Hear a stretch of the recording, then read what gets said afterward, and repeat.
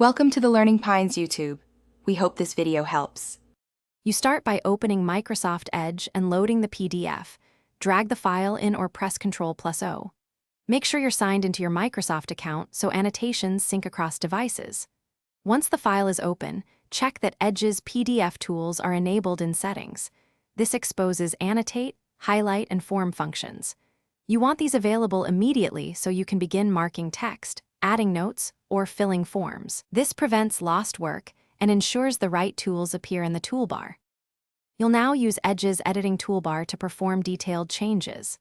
Click Highlight or Draw to mark passages. Use the Erase tool if you need to remove strokes. To insert text or sticky notes, choose Add Text or Note and place it where required. For layout changes, open the Page Thumbnails pane to reorder, rotate, or remove pages. This is faster than exporting.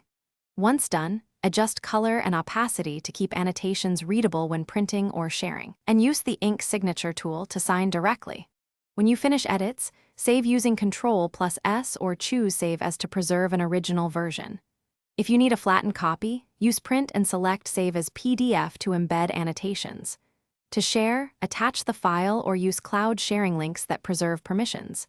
If a tool is missing, make sure Edge is updated. Go to Settings About and install updates, then restart.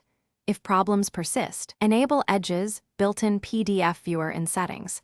This resolves most missing feature issues quickly. Thanks for watching. Consider subscribing if we helped you.